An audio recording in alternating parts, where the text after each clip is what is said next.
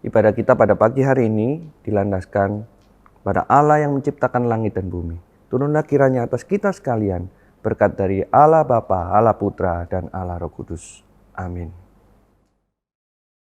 Selamat pagi teman-teman, dimanapun kalian berada. Mari sekarang kita mau persiapkan hati kita, pikiran kita untuk beribadah, untuk datang ke hadirat Tuhan. Mari dengan segala kesungguhan hati, dengan segala kerinduan, kita mau datang pada Tuhan, mendengar suara Bapa. Kita pujikan satu lagu, bagian yang terbaik. Ku ingin selalu dekat, mendengar suaramu Bapa.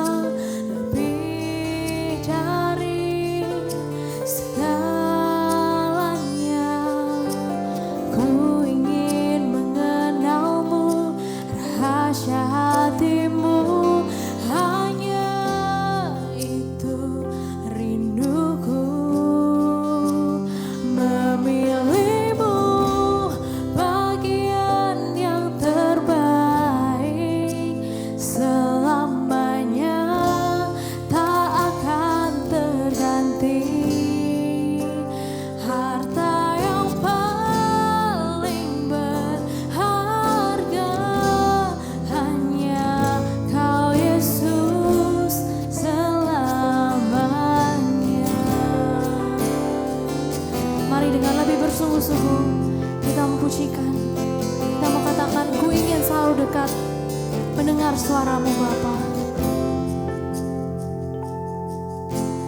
Ku ingin selalu dekat, mendengar suaramu Bapa, lebih dari segalanya.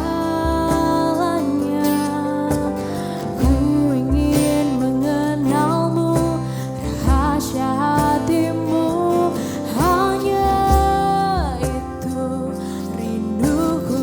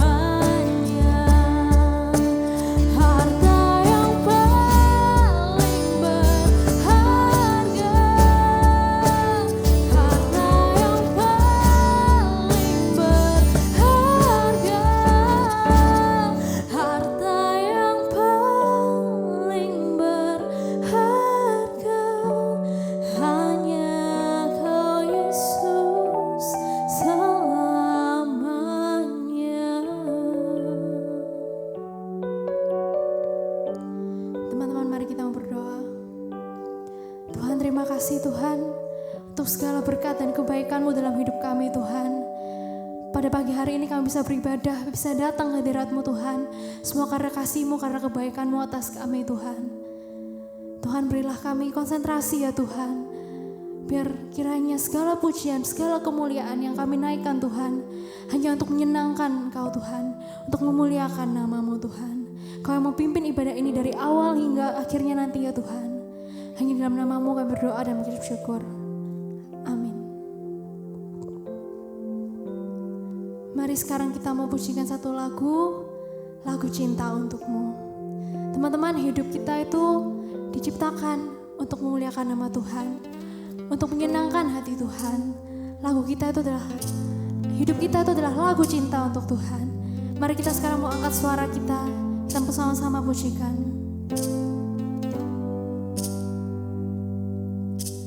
Tak sebatas lagu, tak sebatas perlu, ku datang Tuhan. Tak hanya berkat-Mu menyentuh hatimu, rinduku Tuhan. Selidiki hatiku, apa ku sungguh mengasihimu. Sekali lagi kita mau katakan, tak sebatas lagu, tak sebatas perlu, ku rindu Kau Tuhan. Mari kita mengucap syukur, berterima kasih atas segala kasih karunia Tuhan dalam hidup kita. Tak sebatas lagu, tak sebatas perlu, ku datang Tuhan. Tak hanya berkat-Mu, tak hanya berkat-Mu menyentuh hatimu, rinduku Tuhan. Selidiki kami Tuhan, selidiki hatiku, apa ku sungguh mengasihimu. Tuhan, ini yang ku punya, kehidupan yang telah Kau beri. Kasih-Mu buatku mengerti, hidupku ini lagu cinta untukmu. Tuhan, ini yang ku punya, kehidupan yang telah Kau beri. Kasih-Mu buatku mengerti, hidupku ini lagu cinta untukmu. Terima kasih Tuhan untuk segala kebaikan-Mu dalam hidup kami Tuhan. Sekarang kami memberikan yang terbaik untuk Kau Tuhan. Suara kami Tuhan, segala kemuliaan hanya bagi-Mu Tuhan. Tuhan, ini yang kami punya Tuhan, hidup yang telah Kau beri, yang telah Kau berkati Tuhan. Selidiki hatiku, apa ku sungguh mengasihimu. Tuhan, ini yang ku punya, kehidupan yang telah Kau beri. Kasih-Mu buatku mengerti, hidupku ini lagu cinta untukmu. Kasih-Mu buatku mengerti, hidupku ini lagu cinta untukmu.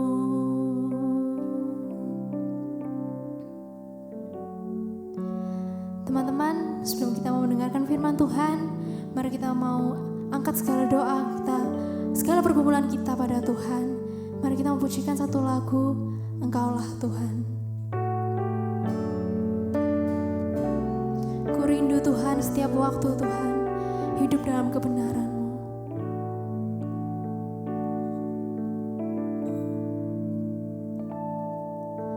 Ku rindu setiap waktu, hidup di kebenaran-Mu.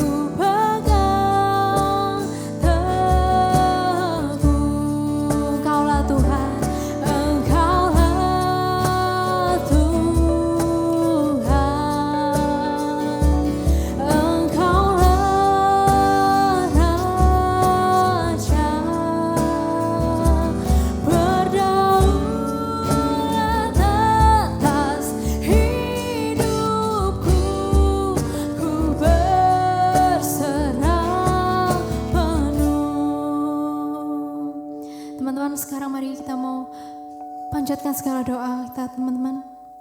Mau berdoa untuk setiap pergumulan kita, untuk setiap masalah yang kita hadapi. Apapun itu, tentang sekolah, keluarga, pekerjaan, dan lain-lainnya. Kita mau serahkan dalam tangan Tuhan. Biarlah Tuhan yang bekerja, karena Tuhanlah Raja yang berdaulat atas hidup kita. Mari kita berdoa.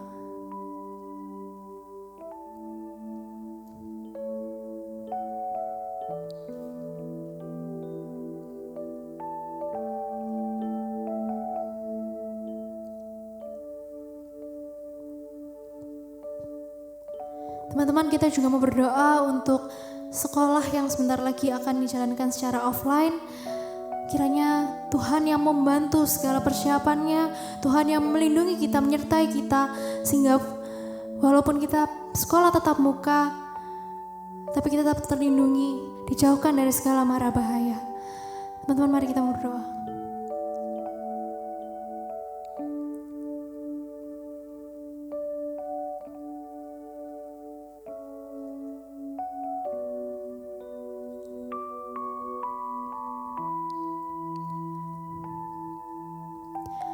Untuk yang selanjutnya kita juga mau berdoa untuk kondisi di Indonesia yang sudah mulai membaik. Biarlah dengan membaiknya kondisi ini, perekonomian di Indonesia ini juga dipulihkan. Bisa menjadi lebih baik lagi setelah beberapa waktu yang lalu. Karena virus ini sempat menurun, sempat kesusahan. Akhirnya Tuhan mau pakai pemerintah untuk bisa menangani negara ini, melindungi negara ini dan bekerja dengan baik. Teman-teman, mari kita berdoa.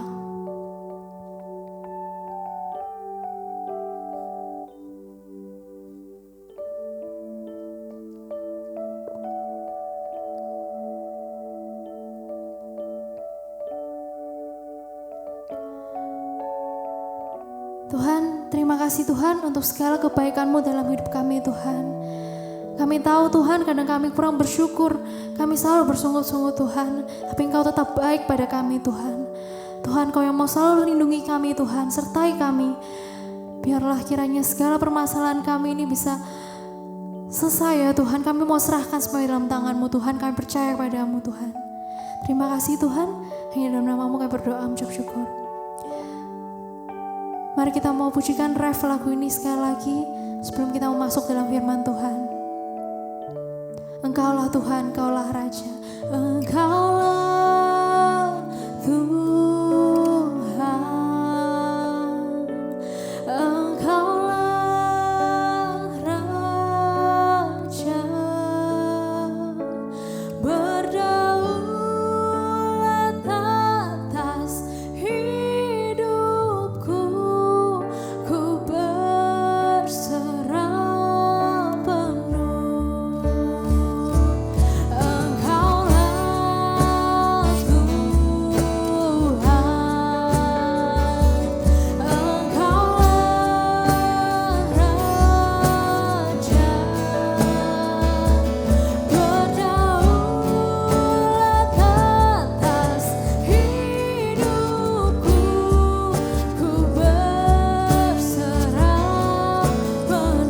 Berdaulat atas hidupku, berdaulat atas hidupku, ku berserah penuh.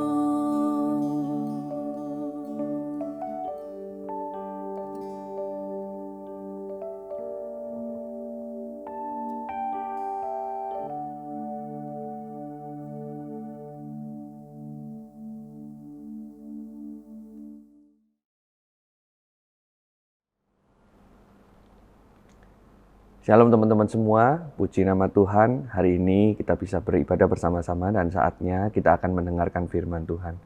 Mari sebelum mendengarkan firman Tuhan, kita berdoa terlebih dahulu. Bapa dalam kerajaan surga, terima kasih untuk kesempatan kami boleh kembali beribadah kepada Tuhan.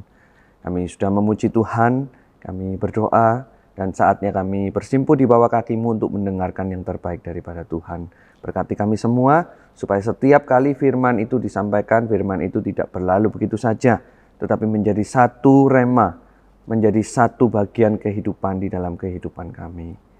Oleh karena itu, sertai hamba-Mu yang akan menyampaikan dan sertai kami yang mendengarkan. Biarlah firman itu kami simpan dan kami boleh lakukan di dalam kehidupan kami. Di dalam nama Tuhan Yesus Kristus kami berdoa. Amin. Shalom teman-teman semua. Pada pagi hari ini kita akan membahas satu topik yang barangkali kita baru pertama kali dengar di dalam khotbah. Dan pada saat ini kita akan bersama-sama belajar tentang UFO atau UFO, Unidentified Flying Objects. Bagaimana kita melihat hal ini, bagaimana kita menyikapinya, dan bagaimana kita berespons terhadapnya. Teman-teman semua, berbicara tentang UFO atau Unidentified Flying Objects, penemuan benda asing atau fenomena benda asing dari luar angkasa ini tentu saja menarik perhatian kita. Katakan saja sejak dari tahun 1942 ketika ada pesawat daripada Amerika Serikat yang kemudian melihat benda ajaib seperti piring terbang itu mengubahkan pandangan orang tentang dunia ini. Kita tidak lagi berpikir bahwa kita adalah makhluk sendirian yang memiliki akal budi, tetapi kemudian mulai berpikir bahwa di luar angkasa sana ada makhluk-makhluk yang berakal budi seperti kita ini. Bahkan di dalam pencarian itu kita tahu ada istilah Area 51 atau Area 51 yang kemudian menjadi salah satu area yang digadang-gadang menjadi pusat penemuan daripada UFO ini. Saudara, penemuan UFO ini kalau kita mau telusuri lebih dalam lagi, bukan hanya terjadi di dalam masa abad ke-20 atau abad ke-21 ini. Tetapi jauh sebelum itu sudah ada hal-hal yang menarik perhatian manusia. Sebut saja misalnya kebudayaan Inca dan Maya di Amerika Tengah dan Selatan. Pada waktu itu orang itu takjub dengan bintang-bintang, dengan apa yang terjadi di luar angkasa. Sehingga kemudian melihat objek-objek di luar angkasa itu, khususnya benda-benda penerang, baik itu matahari dan bulan, itu sebagai penggerak kehidupan, sebagai objek yang menarik sekali untuk diteliti, dan mereka berpikir ada kehidupan di luar angkasa sana. Bukan hanya kebudayaan Inca dan Maya, tetapi kita juga melihat di dalam Alkitab pun ada kebudayaan Mesir yang jelas-jelas mengagungkan benda-benda penerang. Dan salah satu dewa yang dihormati di Mesir pada waktu itu adalah Dewa Ra, yaitu dewa matahari yang kemudian memberikan wejangannya, memberikan arwahnya dalam tanda kutip kepada seorang yang bernama Firaun. Di Asia kita juga melihat bagaimana kebudayaan Asia Timur yaitu Jepang itu melihat benda-benda penerang itu sebagai sebuah objek yang menarik sekali untuk diteliti, dan mereka berpikir ada kekuatan, ada kehidupan di dalamnya. Di dalam dunia games pun kita melihat bukan bagaimana objek-objek itu atau kemudian imajinasi tentang luar angkasa itu dijadikan games-games untuk dimainkan. Saudara, dari semua ini yang paling penting adalah bagaimana kita memaknai benda asing itu.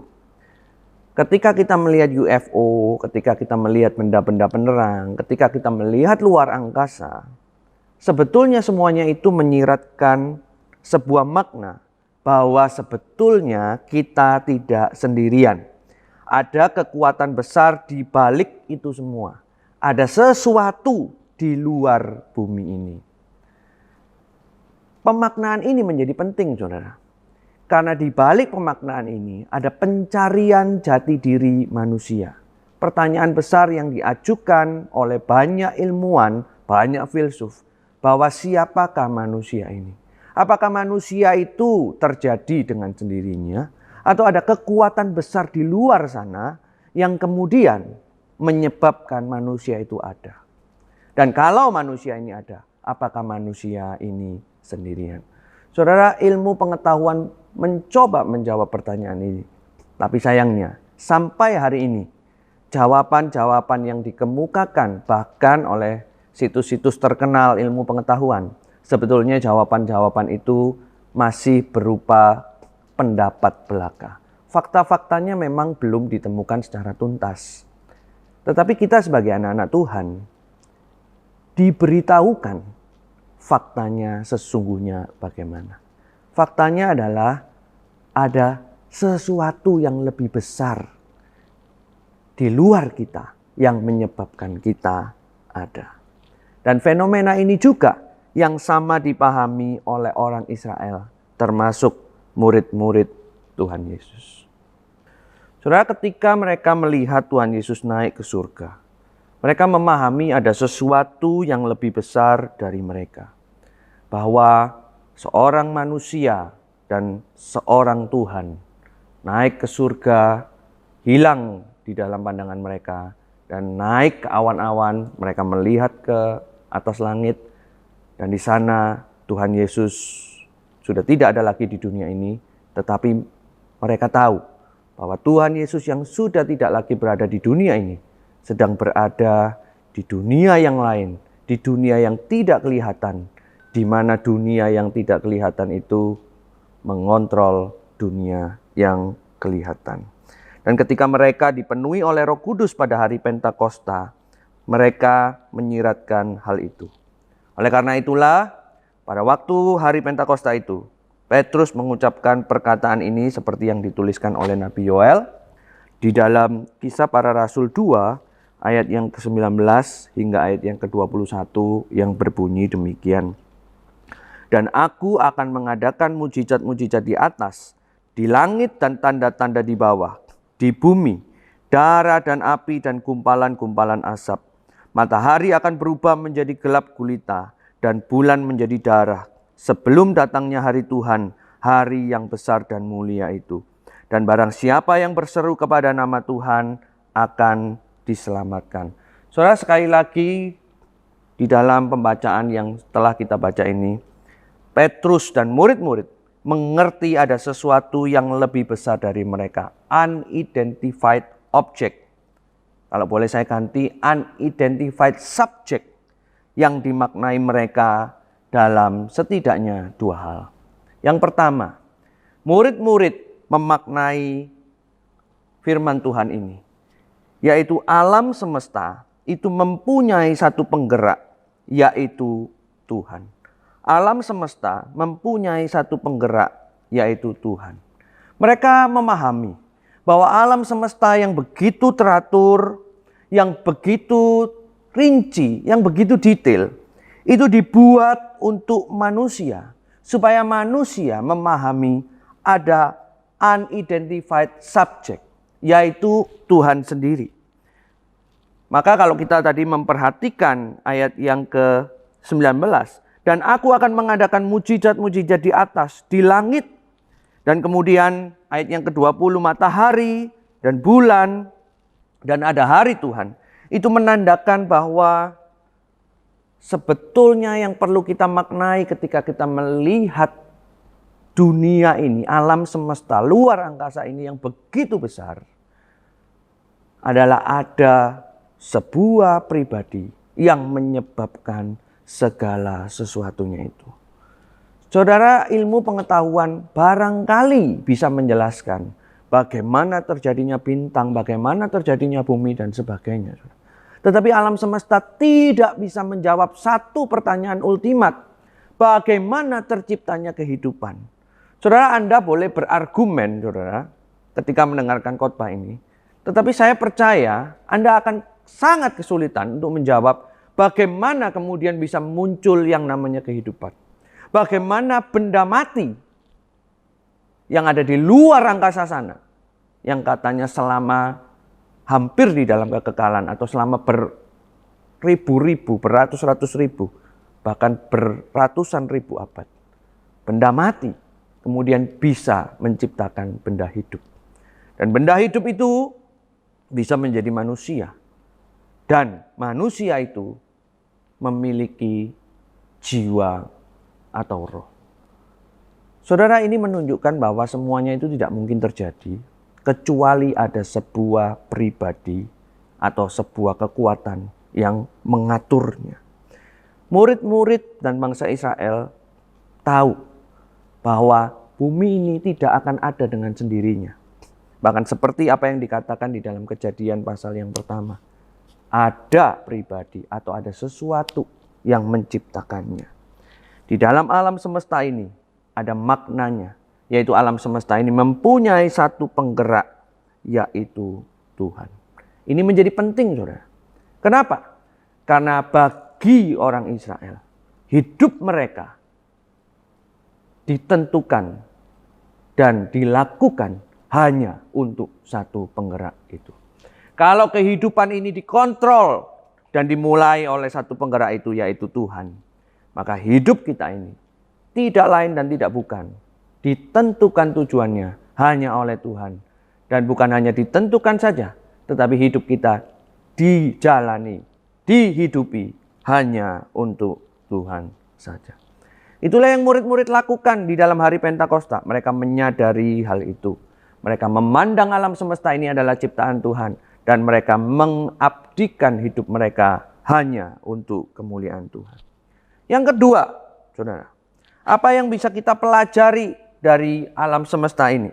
Alkitab mengatakan juga yang kedua adalah alam semesta itu akan lenyap dan berlalu. Ayat 20 mengatakan matahari akan berubah menjadi gelap gulita dan bulan menjadi darah sebelum datangnya hari Tuhan, hari yang besar dan mulia itu.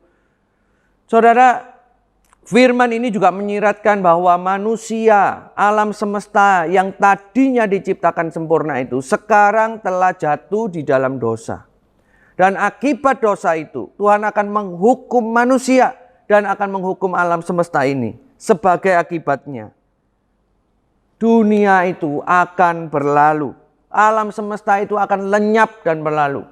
Bahkan melalui penelitian sains pun matahari itu dikatakan ada titik-titik hitam yang disebut koronaid, yang kemudian nanti akan pada waktunya matahari itu akan lenyap, meletus dan kemudian hancur dan tidak ada lagi.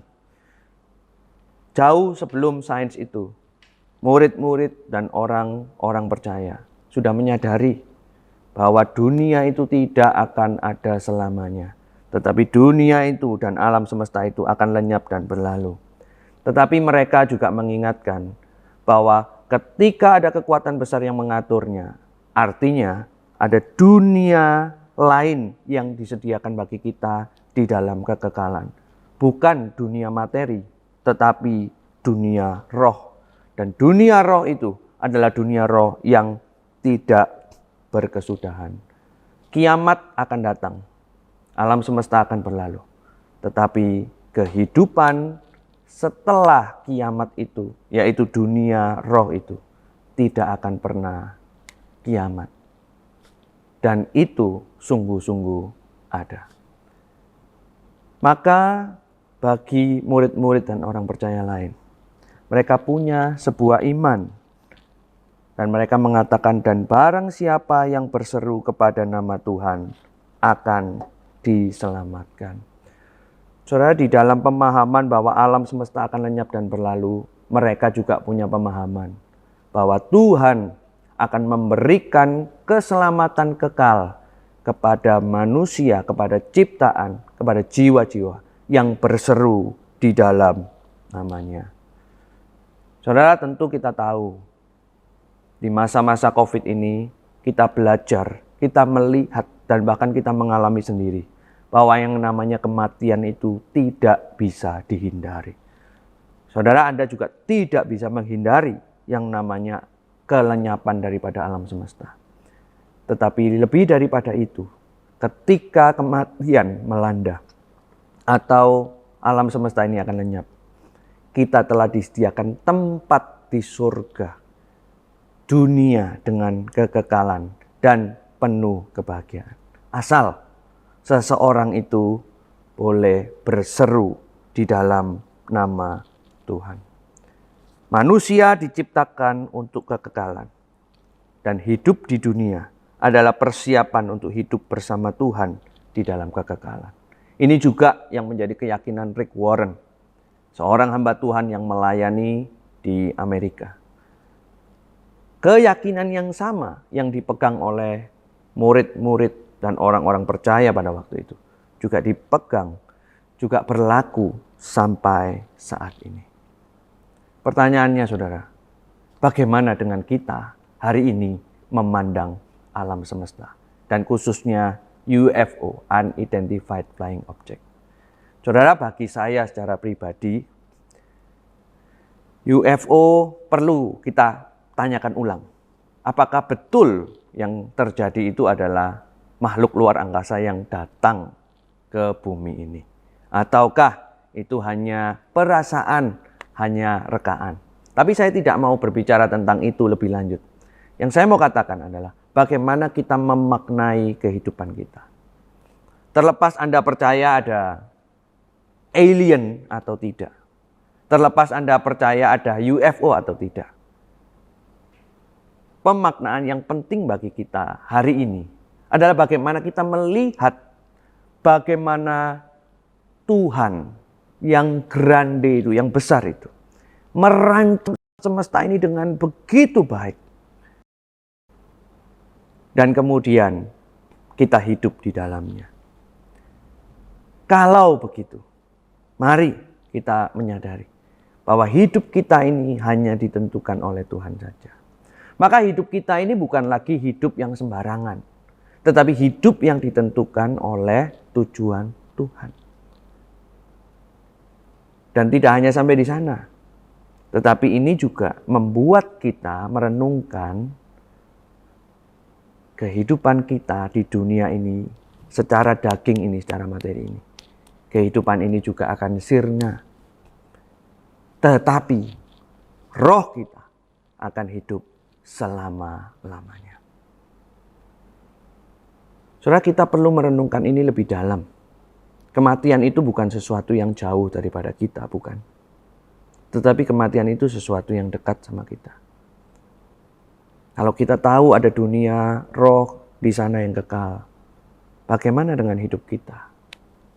Apakah kita sudah menyerahkannya kepada Tuhan itu yang datang dalam wujud manusia, yaitu Yesus Kristus, dan mempercayakan hidup kita kepadanya?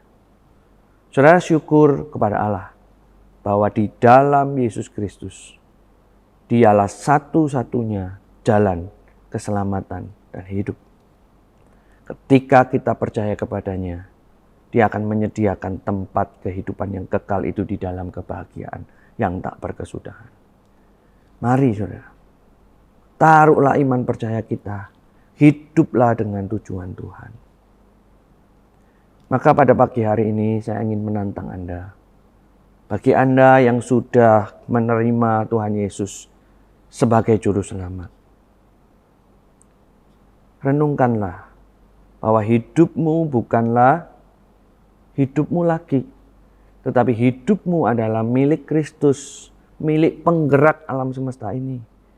Dan yakinkan dirimu bahwa kamu hidup sesuai dengan tujuan Tuhan.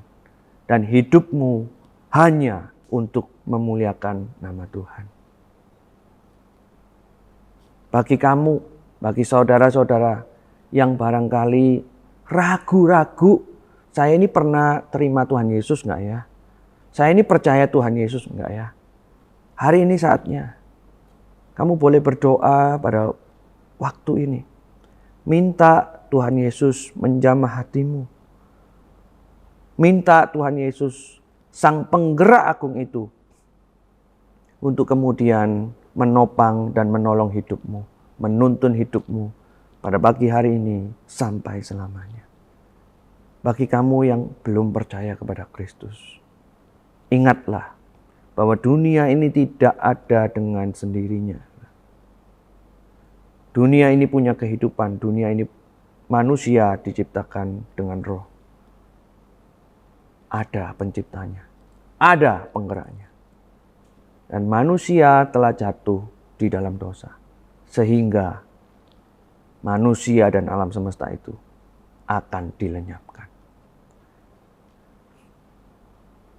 Bagi kamu yang tidak ingin lenyap, yang mau untuk hidup kekal, minta kepada Tuhan Yesus, Allah itu sendiri yang menciptakan alam semesta, yang menebus hidupmu, supaya menebus engkau daripada dosa itu dan membawa engkau di dalam kekekalan.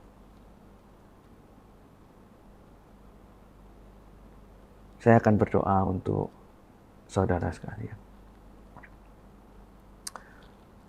Terima kasih ya Tuhan untuk firman Tuhan yang singkat ini, yang membuat kami melihat kembali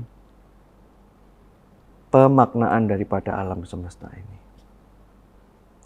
Kami tahu alam semesta ini bukan ada karena kebetulan dengan probabilitas jutaan banding satu itu. Tetapi alam semesta ini ada karena Engkau memang menghendaki ada dan menciptakannya. Dan Engkau memang berkuasa menciptakannya. Dan bukan hanya itu, tetapi Engkau juga menyediakan kehidupan bagi kami yang kekal di dalam kehidupan roh. Kami tahu bahwa langit dan bumi ini akan berlalu, tetapi kami tidak akan berlalu karena kami memiliki Engkau. Tuhan, ingatkan kami tentang hal ini, bahwa kalau Tuhan yang punya alam semesta, kami hanya hidup bagimu. Dan bagi kami yang masih ragu-ragu atau belum percaya, Tuhan, kami mau pada saat ini menerima Engkau sebagai juru selamat. Barangkali ini sesuatu yang baru bagi kami. Barangkali ini adalah sesuatu yang mungkin casual, tapi Tuhan tolong kami.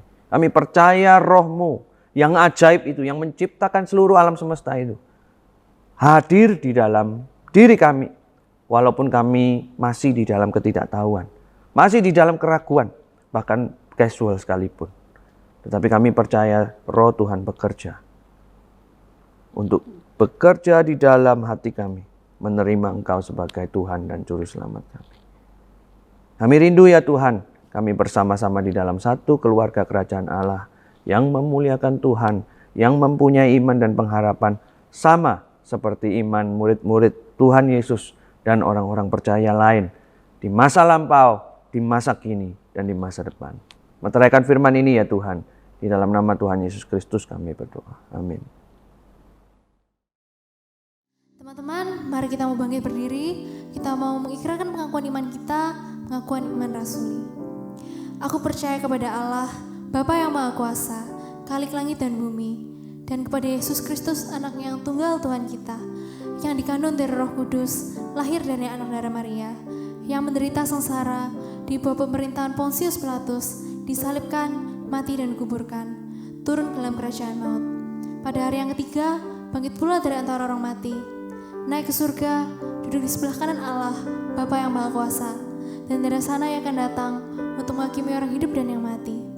Aku percaya pada Roh Kudus, Gereja yang kudus dan am, persekutuan orang kudus, pengampunan dosa, kebangkitan tubuh, dan hidup yang kekal.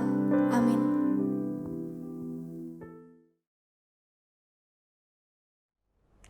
Tuhan memberkati engkau dan melindungi engkau. Tuhan menyinari engkau dengan wajah-Nya dan memberi engkau kasih karunia. Tuhan menghadap, ulang ya.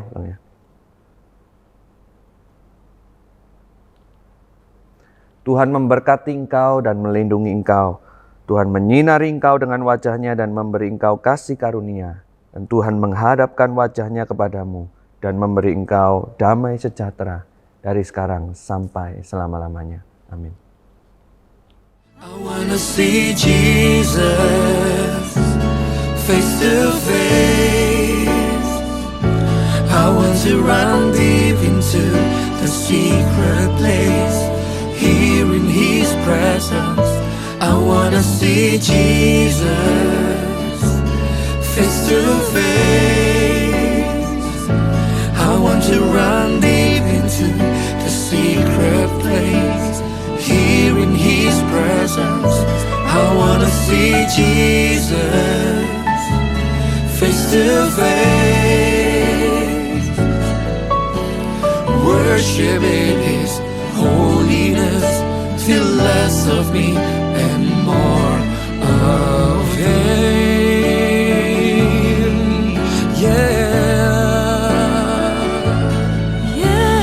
Oh, we worship worship you, oh God. We worship